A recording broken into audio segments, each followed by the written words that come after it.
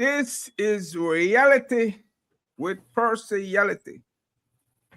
Partiality meaning one of a kind, my co-host, Ivan Williams. How are you, my brother?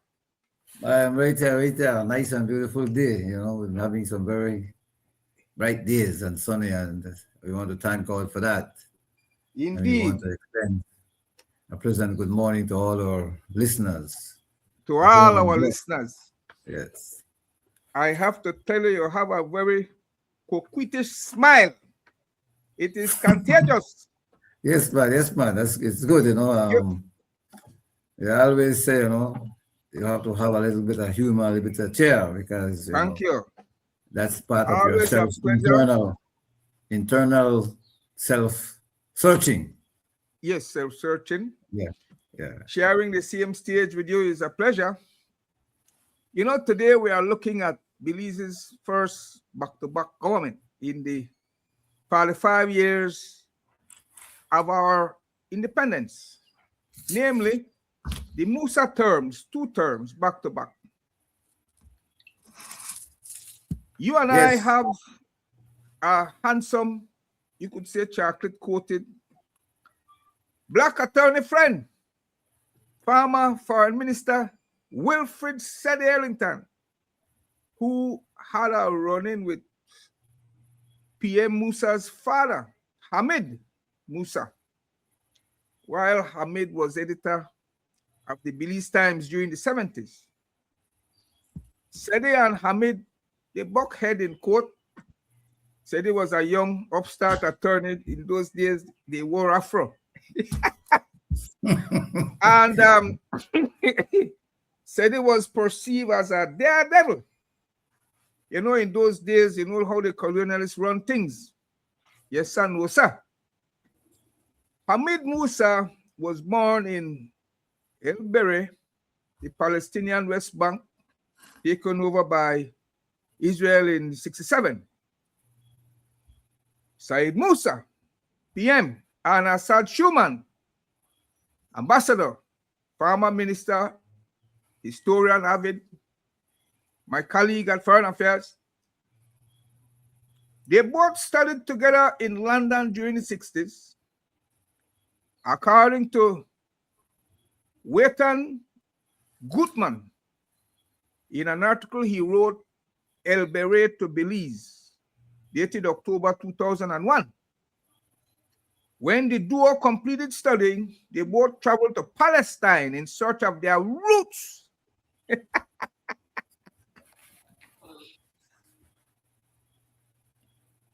Assad, his father, who is Lisa Schuman's, my other colleague's grandfather, was born in Beit Hanina. Assad's mother, and he's a proud, his mother is Mayan.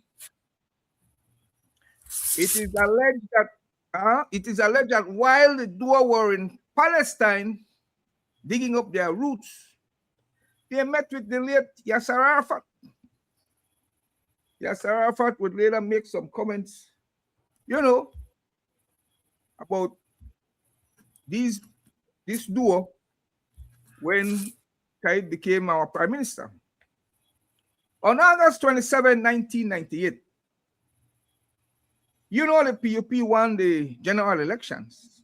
I was shocked. I thought that with Said's lifestyle and so on, conservative Belize wasn't ready for him. he had several households. That's not a crime, but Belizeans claim to be conservative. Making Said then the prime minister at that time. Now, on a point of history, the Musa administration relieved me of my duties in 1998 when Said became prime minister. The first week, I thought it was unfair to my colleague because I was overqualified. I had my college degree, fresh, out of the US. And they made me one of the duty managers at the Philip Wilson International during part of the Esquivel reign.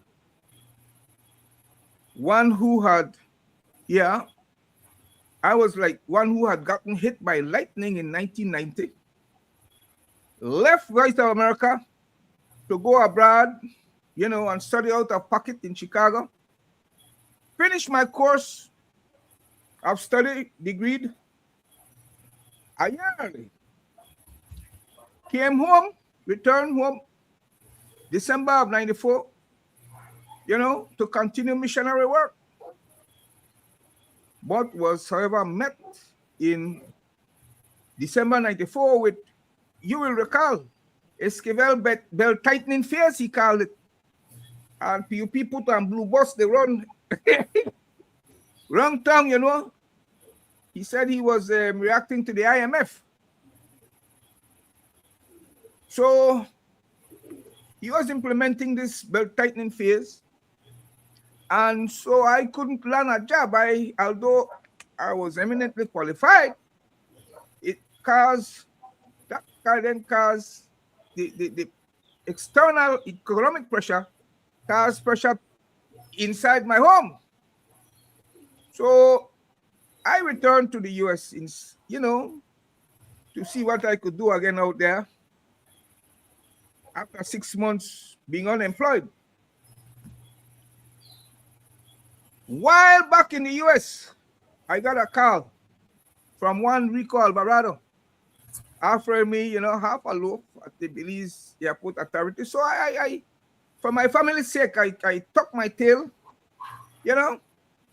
put my pride to the side, and I returned. I returned home and took that half a loaf. And I worked as an airport manager, duty manager. Took out a huge DFC loan. You hearing me? I hear you. Yeah, mortgaging my house. It was like $1,200 a month, Belize dollars, of course. However, in 1998 now, a couple of years after I took out this huge DFC loan, the government flipped. I was shocked. I couldn't believe Musa was going to win. The PUP had made these outrageous promises of building thousands of new homes and creating thousands of jobs. But in the crab antics we live in, individual voters were saying, I only need one. The entitlement class. So it was purely psychological, their campaign, but they won with it. I went and I appealed to PM Musa, freshly installed. I reminded him that I was a man of the cloth. But he, in other words, told me, too bad. The UDP, as you know, in 98 was soundly defeated. In those elections, the PUP won 26 out of 29 seats. At that time, there were only 29, not 31. PM Esquivel having lost his seat here in Caribbean Shores, where I reside, he was replaced by Honorable Dean Barrow as party leader. Well, they had a sidebar and they agreed to it. Crazy Group get upset. He thought it was supposed to, go to a democratic vote. But they claim that, the two men arranged it between themselves. And Dean Barrow, the Prime Minister Farmer, also became leader of opposition in the House.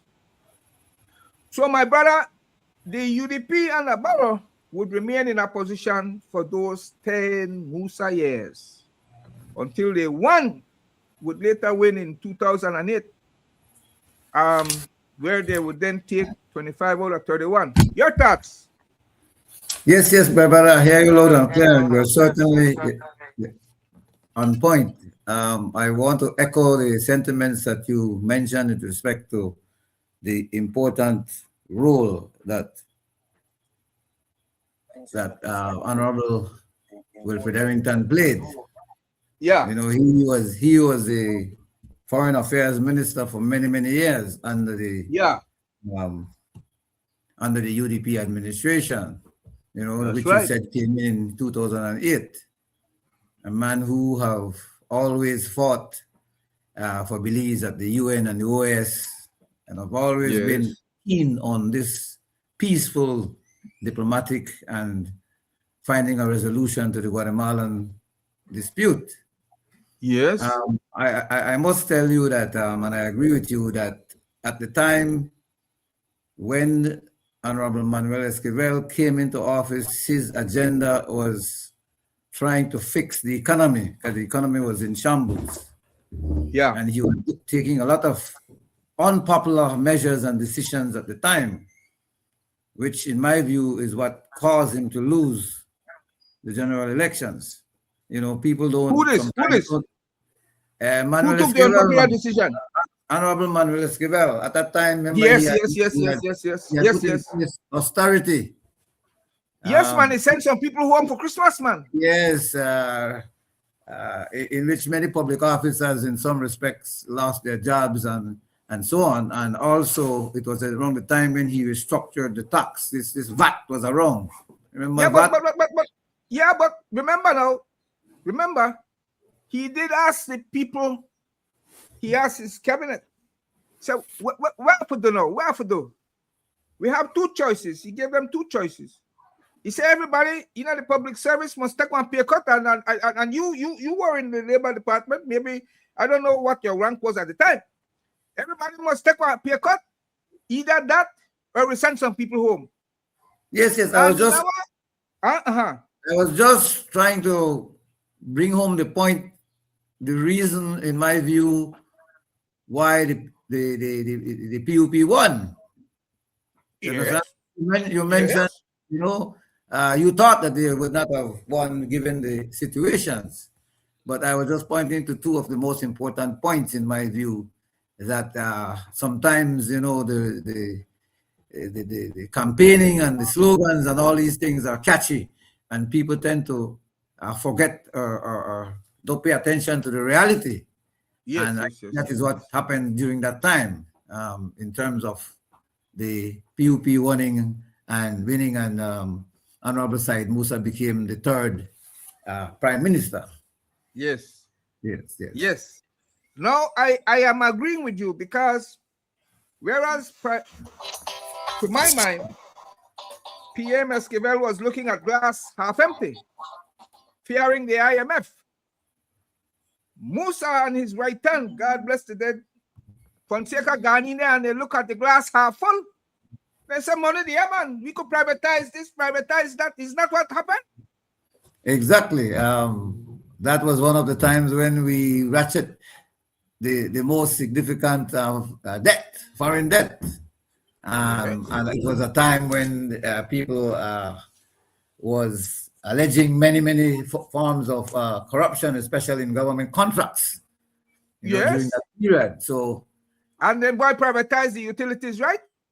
Yes, most they created that situation where, and the utilities then was one of government's mainstay in terms of funding, having resources available, and all of that was lost, and so on. And so those are some of the things that took place around that time. But my brother, there were a number of events that took place during that two-term under Honorable Said Musa, particularly as it relates to the Guatemalan claim. Talk to me. And I just wanted to go back a little to say that you know the leader of the opposition, Honorable Dean Barrow, was the leader of opposition during that time, and I just wanted to clear for viewers that the leader of the opposition should have gotten his position, or got his position based on the rules of the party, which means by the majority vote. It has nothing to do with the voters outside. It is those who win in an election decide who is going to be the leader of the opposition. And unlike the leader of the party, yes, the leader of the party, of the United Democratic Party, has to be a winner. Yes. But it has to wait for a convention, a national convention that usually takes place every 2 years to determine to the delegates. You know, got it back where? That back where you put on it? No man, what do you mean back here? They to be leader of the opposition, you have to win your Yes. seat. Yes, both of Right? them. Both of them you have to win the seat. To be But it is party a leader, no, to be party leader, you don't have to win no seat. to be Understand party UDP leader. are correct? No man. You have to be a leader. To be You a have to party be a, leader? yes, the constitution is clear. You have to be a Well, winner to be the party leader. Well, let us know. I know that the reason Esquivel hand over the leader of the opposition is because he last here in 98, he last here in Caribbean Shores. So he could Yes. no longer be leader of the opposition. So, but the rules may have changed internally with the parties, you know, the PUP, the UDP, and so on. But once upon a time, I think a leader of opposition and a party leader could have been two different people. It's best when you have one and the same. But anyway, go ahead with your thoughts. It could be two people, but I'm speaking to the revised constitution. Revised. Right, All right. the revised constitution, Revised, all which now speaks of that situation where in both situations you have to be a winner, right? Yes. And that's what happened recently in the 2025 general elections.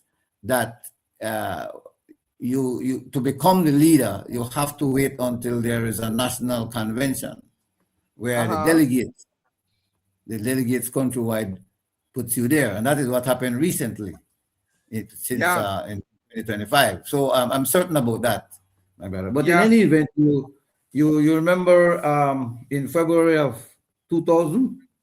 Go ahead. When while Honorable Said Musa was in office, we had an issue with 3 security officers taking over to Guatemala. You remember that? Yes.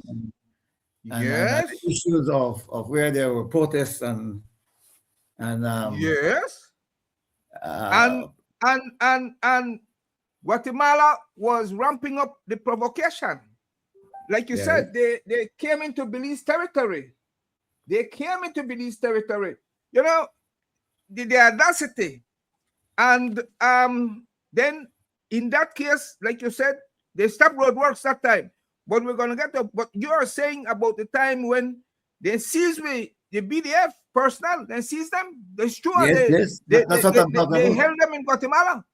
That's right. That's what I'm talking about. And that in itself triggered that we had to start to do something to try to bring this discussion to the table. In terms of we cannot continue to have those intrusions and Guatemala coming into us, and so there was a key important point in the 2000.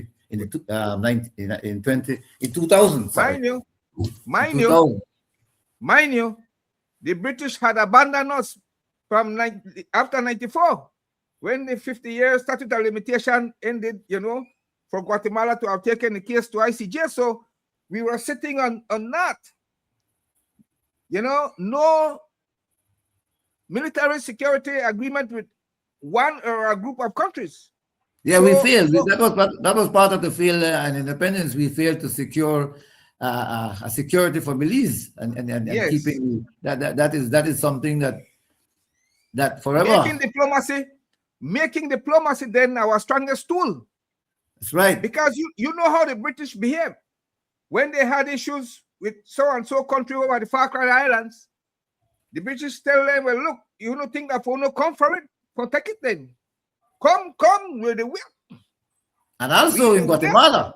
When the Guatemalans try to invade, the British send 2 Harrier for fly over and tell them be careful. So yes, here in Belize. You know, at that time it was when we call it the Harrier. We call it the Harrier. But there was a strong urge and need after independence to continue some form of dialogue, some form of discussion to resolve the Guatemalan claim. But you know, we have always stood the test that nothing to give away, not a blade of grass, not a morass, and so it was one of those things, and so I think at some point in time, Mm-hmm. We had ministerial discussions between the foreign ministers of Guatemala and Belize. I don't know if you remember that effort that was established, which laid a very good foundation for discussions to take place between the countries, because you have to have dialogue. You can't resolve a problem without having dialogue and without what we refer to in mediation and conciliation language, uh, uh, discussing the issues and trying to reason and understand from both sides, each side's issue. So I What? think around the time there were there were some attempts to try to get the ministers to start some ministerial meetings. Yes, yes. Both countries agreed in 2000 to have the OAS be the facilitator. Now you know a lot about negotiation. You are our labor commissioner, so you understood that clearly. Belize had already tried several different measures, right? From the 60s, I believe it was the Webster's proposal. We tried the Yes. heads of agreement. We Yes. tried the appeasement with the maritime areas. We tried, Yes. Mediation. We used Yes. one different country here to help us with that. None of those measures work, right? Yes. So now the after the British left, Guatemalan said, look, right? What you did with Serrano, we reject that. Yes. Now they couldn't take back the sovereignty thing, right? They couldn't, the embassy, the bilateral thing be done in style, be done in place, right? Relations between the two countries. But they say we rights to the Sastun, and then Chapadilla Key. He said we never relinquish that, Anyhow, Yes. I don't want to go ahead of you because you were on a roll. No, yes, that's important, and you are right that they agreed for this discussion to take place under the auspices of the OS, the Organization of American States. And I remember quite clearly when there were some discussions, and then there came up this issue about not calling the not referring to a boundary between the two countries, but talking about Yes. adjacency. Is it an adjacency line? You see, you are quite right.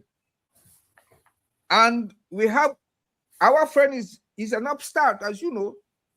He's an intellectual first and foremost. So you know the lingua as an attorney. You know the lingua.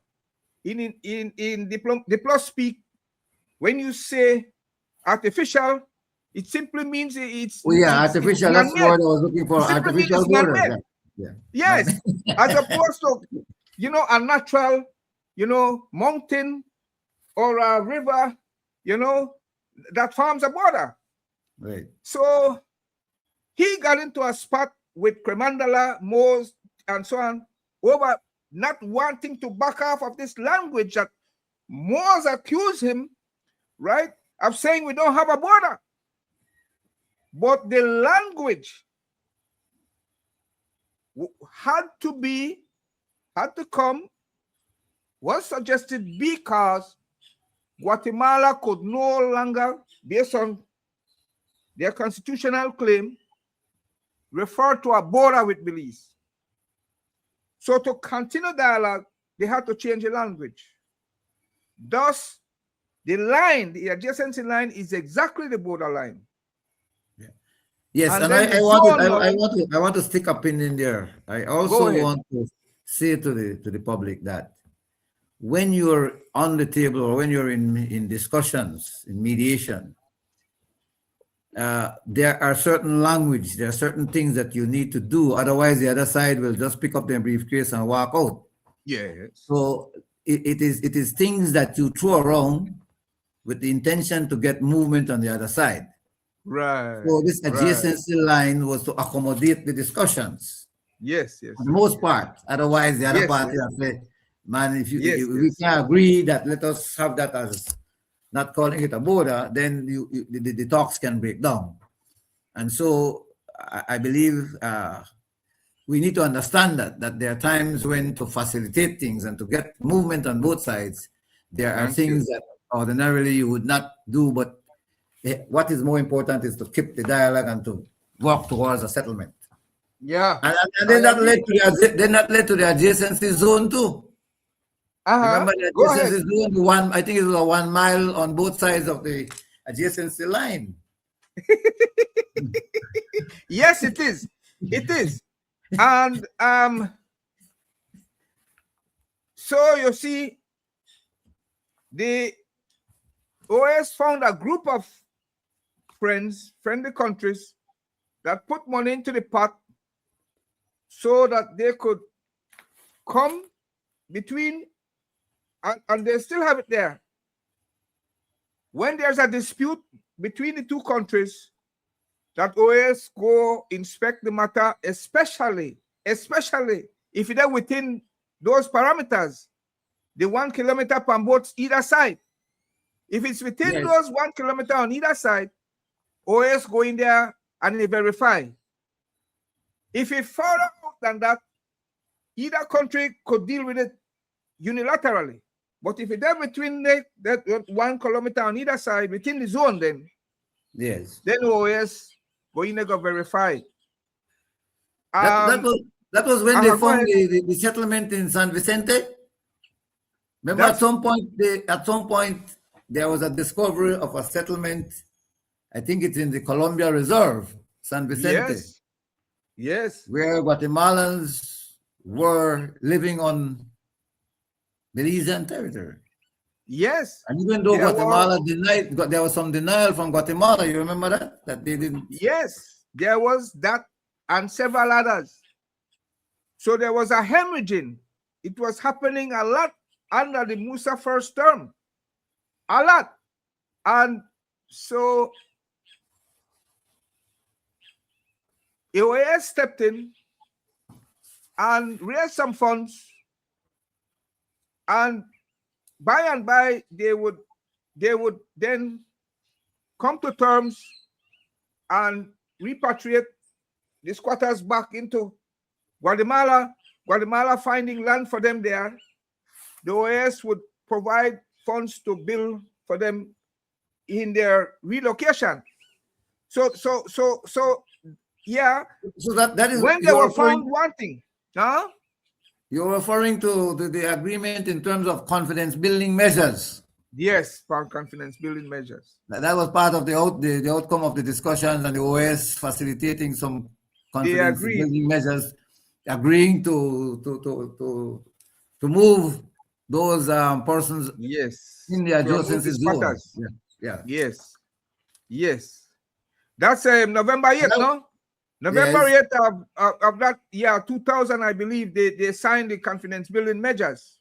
Who was our negotiator? Because remember there were representatives from both Guatemala and Belize. I think we had Sir Shudat Ramphal. Yes, and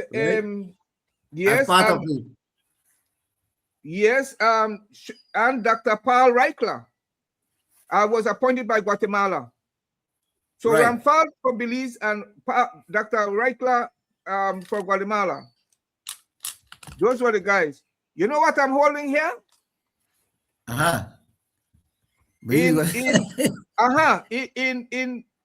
In 2000. In 2000, Belize was making its presentation in front of the OAS, and Assad Schuman was making his closing arguments, because to get to the facilitation process, they had to iron it out. So Assad, the book I just held up, he was refuting statements that Guatemala had made before the OAS. And in responding to Guatemala's bogus claim, my former colleague Assad Schuman, in his closing argument recorded in this book in pages 55 to 58, in other words, said that there were Guatemalan spies on the ground in Punta Gorda, influencing the Mayans to give up their Belizean citizenship unless the Musa administration gave in to their demands, which they later went on to hold the government, you could say, to ransom, which is how Musa relented and signed the infamous 10-point agreement, giving the Mayans special rights to communal lands, which they later took all the way to the ICJ. And now government the boss ahead as to how to because the ruling has come down, so how to go ahead and to implement. Because now the Constitution hasn't already given us equal rights for all Belizeans, that Mayans could live anywhere in the country, but we can't go living on a communal land. Do you recall what they did to Miles? They tie up like guana, and Miles have children with a Mayan woman. They tie up like guana. That was in Santa Elena village in Toledo district. Bam. Where was the labor commissioner? Where was the labor commissioner? I was not the labor commissioner, but I was a labor officer working in Toledo at that time. I see. You were I worked throughout the country. You know, I was the first officer to establish a department office in Independence. Yes, when there was none, we were creating offices all over the country to meet the people, to try and address their labor needs and to build industrial relations in this country. Yes. So I had been one of the pioneers and one of the persons who I don't fight against transfers. I've been all over as a public officer. Yeah, you circle the country. But circle the country. And indeed, today that is one of the a major concerns, where we have to live with that decision coming out of the CCJ in terms of the Mayan communal rights. But what if the Creoles start to say only we could live that Belize city? Won't that throw us into tribalism? Well, that is a major concern, because every ethnic group can do the same thing, and so we have to be very careful. But the court, we have to respect the ruling of the court and try to find means and ways how to work around it. And I think that is the most important thing now, to try to come up with how we could have this. Yes, how to satisfy the ruling. Yes, there are two situations. There are people who may want to live on communal land, but there's also people who want to benefit from the land tenure system. Remember, even some Mayas are telling you, I don't want no communal land. I want my title for my land. Yes, and the two can't. You can't have both. You can't have communal land and you have land tenure system. You see that one or the other. Yeah, well, you see, the international community has done us that, because Belize sit down pretty geographically in Sika, Central America. But we belong also to CARICOM, right? Both are integration schemes, as you know. So yes. I have attended. We would want to dip into both of the pot when goodies are going around. When I was commissioner, I attended several of the Sika meetings and tried. As a matter of fact, the labor agenda was not really permanently placed in Sika. We had to fight for that. It was more about other issues. And so, yes, but I think it's very good for us to be sitting as a bridge. We are the bridge. I think it's Assad who coined it. He said, in the heart of Central America, the Caribbean beat in the heart of Central America. That's right. We are peaceful, you see. We are peaceful. So we could benefit from both situations. I don't see anything with Sika and being part of CARICOM. I mean, we're strategic. We have to be, because with Sika, we have to share security concerns. When it comes to gangs, we share water catchments with Guatemala, Honduras, and the like. If the water get poisoned, things like that, sad, any kind of disease. So we have to have that. We have to share Interpol information. We have to have that. The military have to, they should, and they are, collaborating. we can't get around that. But it is with CARICOM that we have a command. Well, eventually with command court we have now, right? We have a command passport. Hello. Yes, I'm listening to you. Yeah. We have well, now they have, you could inform, we now they can work here and we can work there in CARICOM, right? The system. We agreed to that. Yeah, we signed on under the Treaty of Chaguaramas. We signed on to an agreement there. We can have free movement of labor. Yeah. Right now there are certain categories. So it's usually skilled labor or tourism. It's not every labor yet. It's not totally open yet. It's free movement of skilled labor. Can you imagine if we go to a common currency in CARICOM with Haiti? Well, that was the idea. But there are difficulties. There will be challenges. But no, the Treaty of Chaguaramas, that is what it envisions. It's not only movement of people, common capital and all of that, but the EU have the Schengen or common currency. But can you imagine if Belize currency sink into Haiti one? What will happen?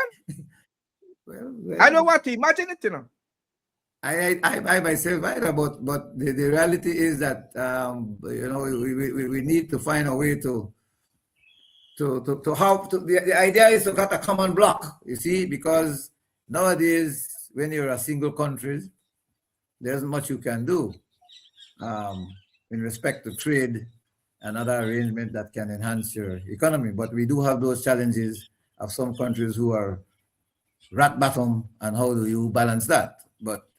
And so there's an idea that there's a need for all of us to try to help our brothers, to help one another to pull up their socks, pull up their shoes, and try to get us to where we want to get to. I mean, it's going to be challenging, it's not easy, and I believe with time we'll be able to do that. But that was the whole idea behind that Treaty of Chaguaramas to establish one single economy, market, and movement of people. Yes. Yeah. But you see, with these integration schemes, they don't have no military, so we belong to them, right? But that's about it. They could be democratic, and they are. You remember one time, a few years ago, they took out one Honduran elected. They ousted an elected prime minister of Honduras. Take out in a pajama, and then take out. And all Belize and so on could do, and the OAS was write diplomatic note, protest note, yes, right? Yes. But the OAS doesn't have an army. SICA doesn't have an army. CARICOM doesn't have an army in the event, right? But these that belong to EU and NATO, you touch one, you touch all. So that integration scheme, right? They look after each the members that way. And so Belize, we need to realize our strengths. Our strength lie in diplomacy. That is our strongest tool. And I give Musa credit, as well as Dean Barrow, former PM, both PM, because they, as attorneys, they understood how to maneuver. Well, they had to, because we as you said, we there's no you could talk. We don't have an army, and we cannot fight Guatemala on a military front. Guatemala, a population of about 20 million people, and an army of close to 1 million. Whereas but you can't tell some Belizean that, Whereas they blow hard, they blow hard. They're ready to put up their dues. So there's no way militarily we will be able to fight them without assistance. And so diplomacy, establishing diplomatic relations. I say that if they were to take us on, right, in the forest, like the Gurkhas, right, guerrilla style, one BDF could have beat 100 soldiers, you know, in the forest, in the guerrilla style. But, you know, I'm saying that tongue in cheek too, but you know what? You are quite right. You are quite right. You know, we have to use this one. No, they'll have to do Yeah. one in 2000, not 100. That is too smart. Yeah. For the size, right? Yes. But Yes. thank God, we are moving, up, and we've been able to do a number of things. In which you recall at some point in time the role that Jose Miguel, the Secretary General, played. I think Mr. Insula, in which they made certain steps to then look at where we are today in terms of an agreement to submit this dispute to the ICJ. You want to talk a little about that? Well, okay. Towards the end of the Musa administration, they drafted the special agreement. Was when they drafted it. But an election would happen. So in February 2008, when Barrow won, February 7, his administration, he found the draft special agreement on the table. Is that the compromise? Yes. Yeah, referred to as the compromise. Yeah. Okay. Yes. Let's go. Yeah. It is the compromise. It is a treaty, as you know. It is a treaty once it's signed. And it's on that basis that we are at the ICJ. That is the agreed format that they are using at the ICJ. The judges can't have independent, you know, their own thoughts affecting the case. They have to go strictly by the law. So thoughts of giving compensation if a road never built, and so that can enter. And you know, and then the once and for all. Yeah, because So, it has to cover all areas, right? It covers all areas. Insular, maritime, as well as the territory, the land. And they have to submit their whole case. So it would behoove them to only say they only claim half and come back and say we claim the next half. No, because it's once and for all. They only could file one claim. And the decision will be final. And the decision is based on a majority vote. So that's how it is. And either it's a zero-sum game, either it's for you or not for you. So Barrow found that... I remember... I remember we spoke about the possibility of hearing those presentations and the court discussions.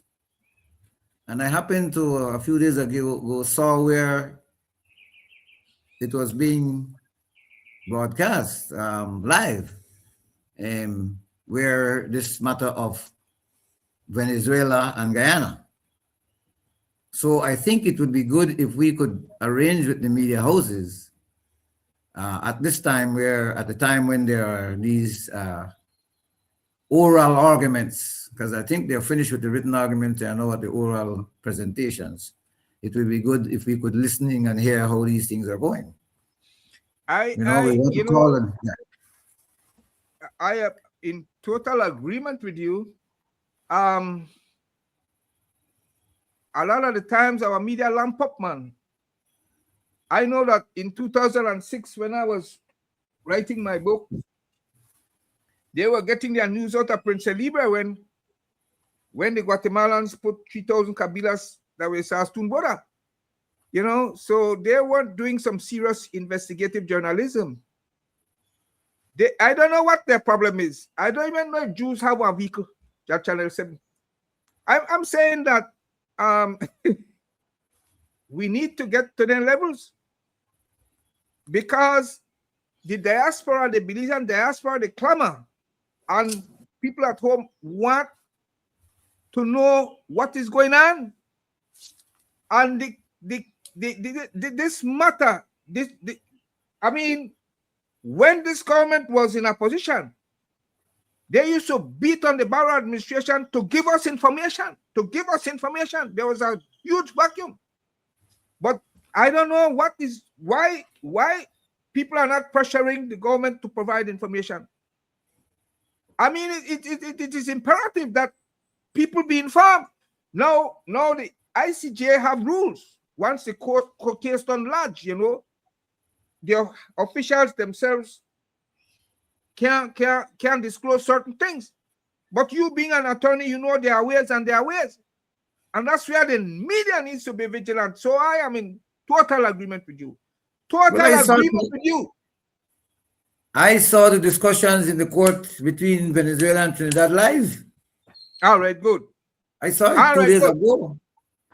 So and I can't see why in this time of the age and technology, why we can't have a live broadcast.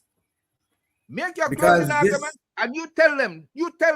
Make your closing remarks and you tell them what we need, please. Well, it is permissible but I mean, it will cost here and there because somebody needs to be present there to set up the mechanism to broadcast it. And why would the cost be the problem? Why would cost be the problem? I don't see cost should be a problem because it's a very important matter. Everybody needs to know it. We need to know. This is so crucial for us. It is very historic. I mean, we don't want to wake up tomorrow and hear we belong to Guatemala, even though we know, even though we hear it's an ironclad case, right? But we don't want to witness this like a boxing match, punch by punch, right? Punch by punch, yes. And so I'm imploring on the media houses and government in particular, because government even have its own government information service. Yeah, they have their own information service. Yes. I don't know if they want to keep this thing. It should no longer be any secret, man. There's no secret about our identity. This is historic for us. Historic. In our lifetime, we will see the Belize, Guatemala, the Guatemalan claim to our territory finally come to an end. And we want to see it. And we want to see it punch by punch. Punch by punch. And it will be, like Bolson said, all for Belize and 0 for Guatemala, not even a blade of grass. Right. So government, they are also imploring you now, right? Imploring you, to be ready. Because for hiccups from the other side when the verdict come out. Yes. My brother, you have any final thoughts? No, except I want to thank those who are listening to, we really appreciate if these discussions can be shared and spread, so that because especially we are, we this 45 years of independence and what we have gone through is very, very critical. And I want to thank you to I'm not a historian, but I will try to play my part in terms of trying to bring across some of the important things that I am reading and physically remember as a Belizean. We experience some of these things. And so with that, I want to thank all the viewers and listeners and stay with us. We want to continue this. I want to thank you once again for agreeing to co-host. And I want to remind the Honorable Tracy Tega Pantan that we are here. We are willing to accommodate you. We will be fair to you. So let us, agree on a date. And on that note, let it be so. Interala, here say, my brother, are you? Hello.